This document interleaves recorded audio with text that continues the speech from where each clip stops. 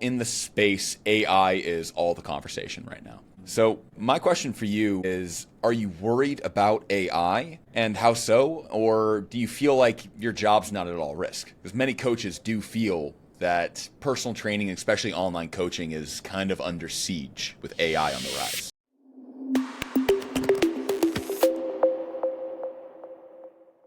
Dylan, how the hell are you, man? I am fan-fucking-tastic, living the dream. Just happy to be here talking to you. Dude, it's been almost, God, a little over 2 years since I think I met you and Lauren out at Alphaland. Yes, but we're both competing in summer shredding. Feels like another fucking lifetime ago. Dude, it feels like an eternity ago, for sure. Yeah, it's actually crazy thinking it's only 2 years. Like, I don't know, so much has changed since then, at least for me. I don't know about you. Now, my life has definitely made a little bit of a 180. I went from struggling coach to now it's too much too much going on. So I think you and I have both made some pretty good career strides in the last 2 years or so. Right, that's what you fucking do. That's what you got to do. Absolutely. So you guys just moved out to Austin, Texas, right? Yes, we just moved out of Austin, Texas. Like now, I think today's exactly a month ago.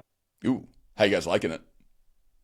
We've met some like good people, good fitness community, but it's been cold as balls since we moved here, and that I've hasn't seen been that. fun. Yeah, today's actually the first day where it's actually pretty nice out, so I'm just super happy to actually be able to get outside and get some fresh air for once. Who moves down to Austin expecting to get like ice and snow? Yeah, exactly. I'm from Ohio. I moved south to get away from that. Oh, God. Yeah, you know what real snow looks like. Okay. Exactly. Yeah, California boy would not be as familiar. There you go. Oh, yeah. No, definitely California keeps me a little insulated. But let's dive into her a little bit. So, just a little bit of backstory on Dylan here. He's do you have your pro card yet? Not yet. I'm going to be competing for the first time since we competed together this year. Same here, actually. So, Dylan's a competitive bodybuilder, and he works with bodybuilders getting them ready for stage and works with his girlfriend, Lauren Hickey. And they do some phenomenal work, great coaches that I was fortunate enough to get acquainted with about 2.5 years ago at Summer Shredding in Sugarland, Texas. That's Alfleet, Christian Guzman's operation. But Dylan, what I want today is just to give me a little bit of your backstory, kind of how your journey from just every average day gym goer, how did that transition to you working with athletes and working in fitness? Yeah, so for me, I mean, I have been into nutrition, into training since I was as young as 13, 14 years old, tracking my macros, tracking my training. And I actually started helping teachers in high school get into shape, like helping teach them lifts. I wrote my football team's lifting programs, I wrote nutrition plans back then, like just for fun when I was really, really young. So I always enjoyed it for sure. It was something that went on the back burner for a little bit when I started going to college. And then really once I met Lauren in 2021, she was competing at the time. I never competed. I was just lifting as heavy as I could and eating a ton of food. And she was like, yeah, you should try this, like get into this. And she had a coach. I didn't even know coaching was a thing because I'm from a small town in Ohio and nobody did that. Nobody did bodybuilding or any of that. So I was so unfamiliar with the industry and I was like, that sounds awesome. Sounds like what I already did for people back in the day. And so no one works out in Ohio. I got you. Yeah. Oh, it's all just McDonald's and, Wendy's. There's nothing else what there. do you got against McDonald's, man? I know you see my story. Dude, that was the meetup place in my town. We had 2 stoplights in my entire town. McDonald's is where everyone went. Oh yeah, Ooh, it was awesome. my own heart. Yeah, Lauren and I met in 2021 and we didn't start coaching right away. We actually competed in 2022, and after we competed, we didn't have an amazing experience with the coach we worked with in 2022, and that kind of was something that ignited it in us for we want to give people a better coaching experience, and we can definitely do a better job than a lot of coaches out there. And we just went for it and started coaching, and it's worked out. They'd love that. I mean, a lot of people would be surprised to find the quality of coaching and trainers generally is pretty low. I mean, as much as these are my people and I want to have a heart for them, the average coach, the average trainer, in my opinion, and most people in this space would probably agree, Yeah, they suck. They're not very good at what they do. Yeah, for sure. I think just most people just have really surface level knowledge of things. They're like, well, I know how to bench press and I know how to cut calories, so I can coach people. And it's just becomes so much more complicated than that. And I think the more you learn, the dumber you just feel even. Dude, that's some wisdom right there. For sure. The more you learn about a topic, the more you understand, the less you know about the topic. It's kind of a catch twist. Like, oh man, I'm learning all this stuff and I feel dumber. This is lame. Yeah, 100%. I'm like, oh man, even just when we started coaching, like we thought we were like, oh, we're pretty smart. We're more knowledgeable than the average coach. And now I'm like, oh man, I was even an idiot back then, and I'm sure I'll think the exact same thing 2 years from now. I think that's just how life goes though, for sure. What show are you going to compete in this year? So show schedule, summer shredding in June 28th. And then I'm going to do the Republic of Texas July 12th. And then ideally USA's at the end of July. Dude, there we go. I'll be out at Summer Shredding for the October show again, and Legion in Reno. And I want to say that's in mid-September was when that should be. Hell yeah, yeah. We're sponsoring the Summer Shredding shows this year. So I think I'll be at all of them. And my lights are off. I still look pretty. Dude, it's ambiance, mood lighting. It's all right. We can get a little more intimate, you and I. It's okay. Perfect. You do have some pretty intimate lighting going on. I'll give you that. It helps make up for the personality, to have like great lighting, mood, good quality production. Makes up for the whole like I have to speak thing. Yeah. Hey. I know you love to speak. I know that's not a problem. Ouch. It's fair. It's fair. All right. So I got a couple questions for you today to talk on some fun topics that a lot of trainers and coaches in the industry do face. And I kind of want to get your hot take on it. So I know you and Lauren are in a committed relationship and you guys have started this company, Aesthetic Bodies. Now, Typically as a standard on Memoirs of a Fitness Trainer, we recommend to not date your business partners, just as a blanket rule. But I want your thoughts on it, and it obviously is working. So is there secret sauce? That's what I want to know. I would say no secret sauce. I think your advice is probably spot on. I'll say it's definitely can be hard sometimes, but you just really have to have the right personality fits for it. I would say typically if you're both trying to start a business, if you're both like really type A people, it's going to become an even bigger issue. I would say we balance each other out really well, where Lauren's really, really type A. She's anal about everything. And then I can be very calm and laid back about things and just also look at the bigger picture of things for sure a lot more. So I just feel like we balance each other out well. But I would say typically probably not a great idea. I would agree with you. All right. Won the lotto, flipped the coin. It came up heads. That's what I'm taking from that. It's like, dude, I have no idea how this works. Yeah, 100%. I ask myself every day. I'm like, I don't know how she hasn't completely lost her mind with me or me with her yet. I think it's having that open communication. And you guys, from what I understand, have a very good communication style. I mean, in the very brief interactions I've had with you guys over the years. But I think that communication plays a very deep part in getting those types of relationships to work. But yeah, probably don't follow Dylan's footsteps here. I think he's just lucky.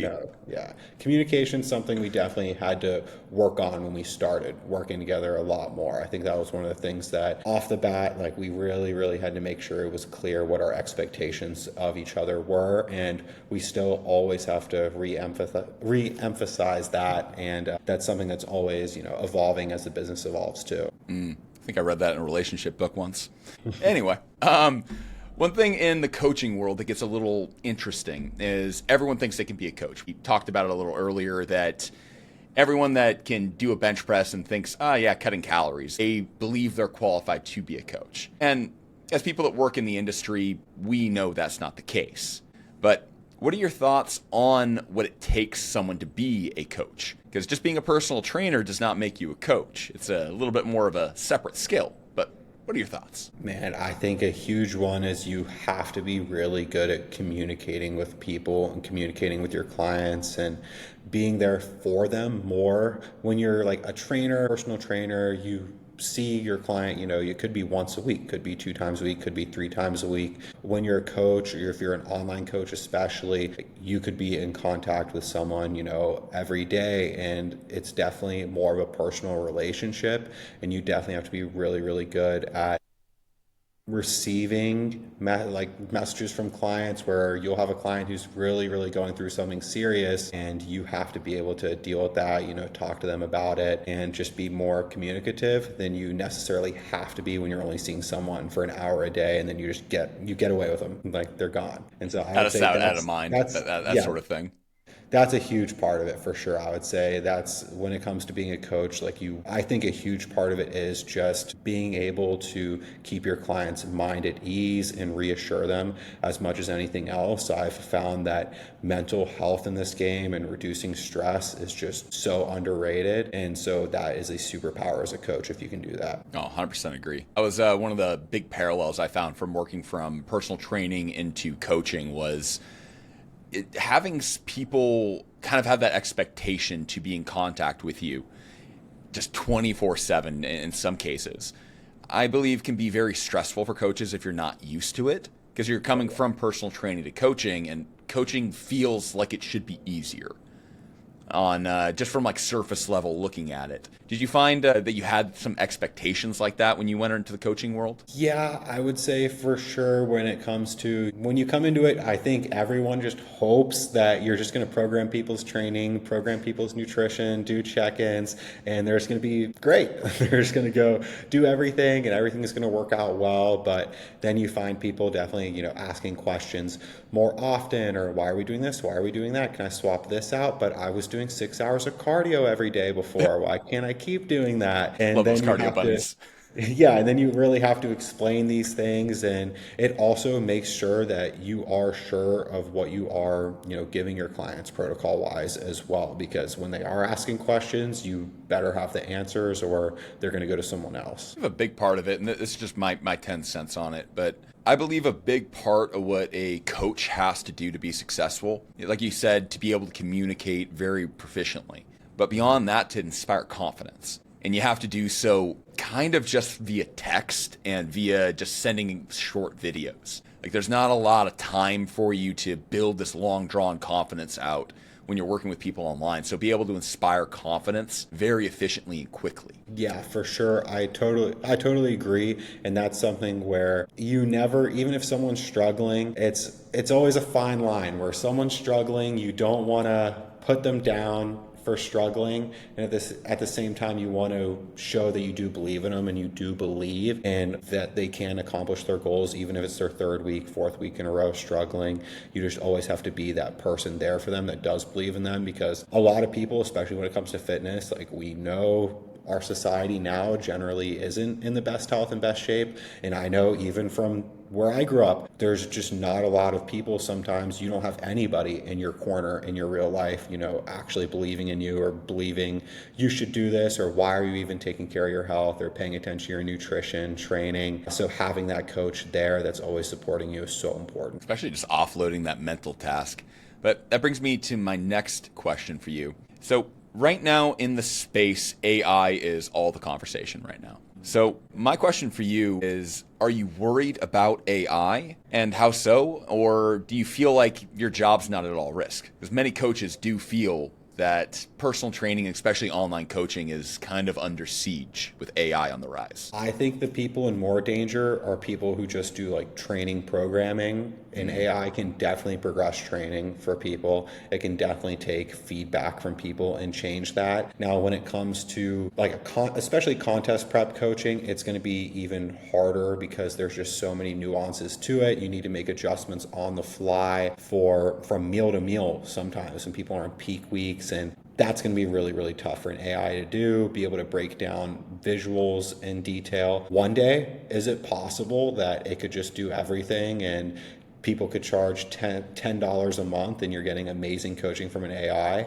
It's possible, but I think it would be a long way away to make AI knowledgeable enough to be able to process everything fast enough and then also have that connection with a client as well. They'd have to be so hyper realistic. I just think we'd be a really, really long ways away from that, but it could definitely be possible. And I was actually looking into that right before this meeting, looking into someone who's developing a coach like that, an AI coach for contest prep, just because I'm so interested in the technology myself and just seeing like what direction that is going and how far he is getting with it. And it's something to think about. And it's something where if you are a coach in the industry, just make sure you are investing in other things and just also building up a loyal roster now of people who really, really want to work with you, because in 5-10 years, it's possible that AI could just be so advanced that people just can't justify hiring a coach anymore. It makes sense. Hiring a coach is a luxury, and people are always going to seek a quicker, cheaper alternative to it. Much like yourself, I've found that AI can't ask the questions.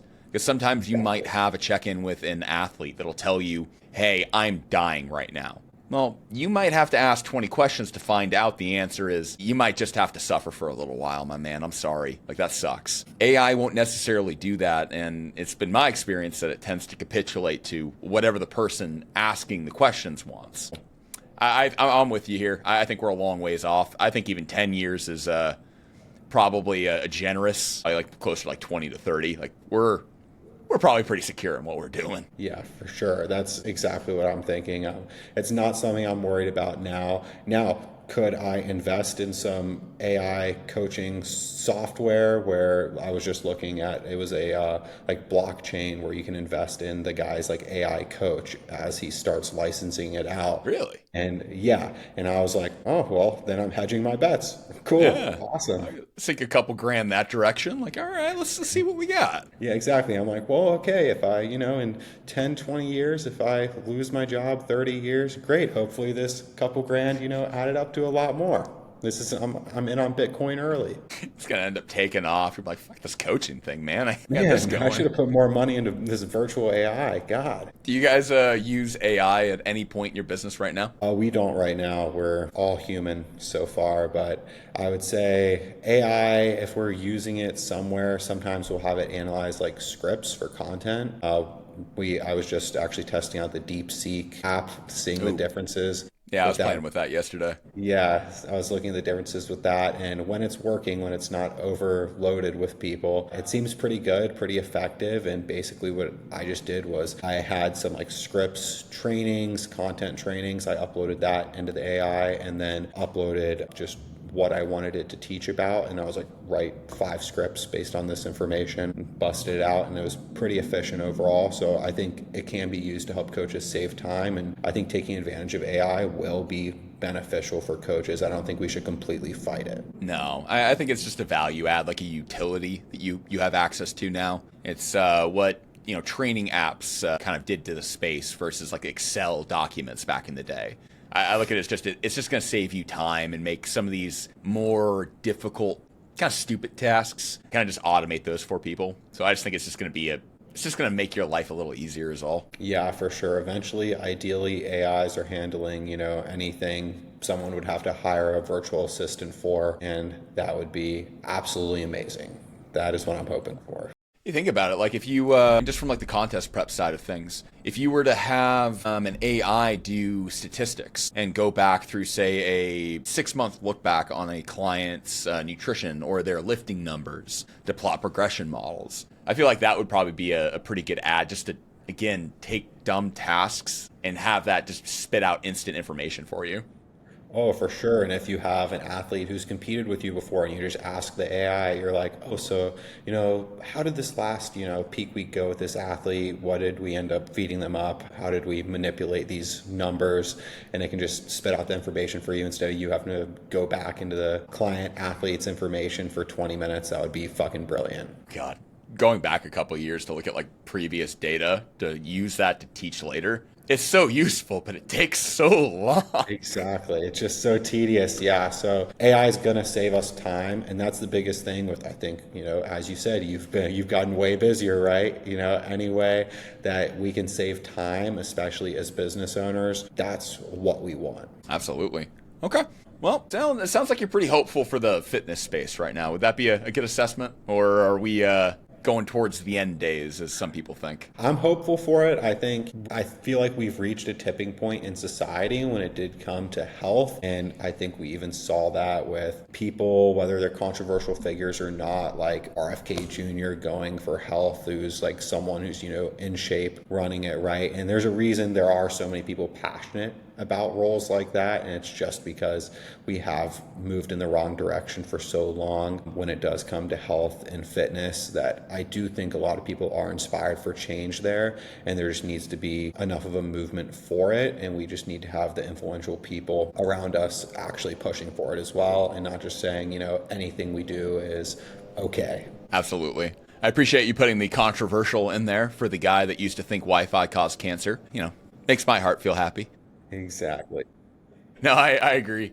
Okay, well, those are my questions for today, so I'm going to turn it back to you. Dylan, what do you guys got going on? Tell us what projects you're working on, where people can find you, the whole jazz. Man, when it comes to the projects we're working on, we have a ton of team shows this year. We're going to have around 125 athletes on stage this year. So with that, summer shredding, you can see us at summer shredding if you want to meet us in person in June, or the fall shows as well. We're going to be at both of those with a ton of our athletes, and we're really just working on continuing to just in the back end of our business, providing more and more for the clients and people who do work with us. And we're really focusing this year on expanding our functional health coaching and knowledge there. So that's something we're really, really leaning in towards this year, as well as competition coaching. And if anybody does want to reach out to Lauren or I about that, we do give a ton of educational information every single day on our pages. So my Instagram would be Body by Dylan. Dylan spelled DLAN. And I'm just going to link it down below, bud. Yeah. And Lauren's I got you.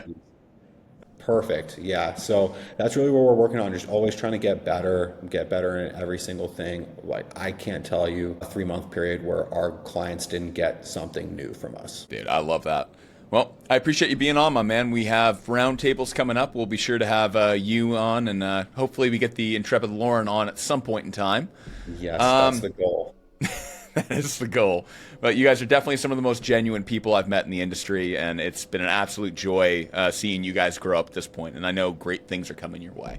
Hey, bro, you too. You've always been a light in the industry, always commenting on posts, always fucking in a great mood. Even when I met you in summer training, I was like, who's this guy saying hi to everyone, shaking everyone's hands, smiling the whole place? I'm like, isn't this dude tired? So exhausted. Was faking it until I made it, for sure. It was like every person I talked to turn a corner and be like, oh my God, I'm nervous and I feel like crap. This guy's got to be on some special drugs or something. No way. Hey, man, on that sunny D. Dude, I always appreciate you. Appreciate you, Dylan. All right, my man, we'll have you on again. Yeah, we'll hang around after the call here for a second. Love you, my guy. Of course.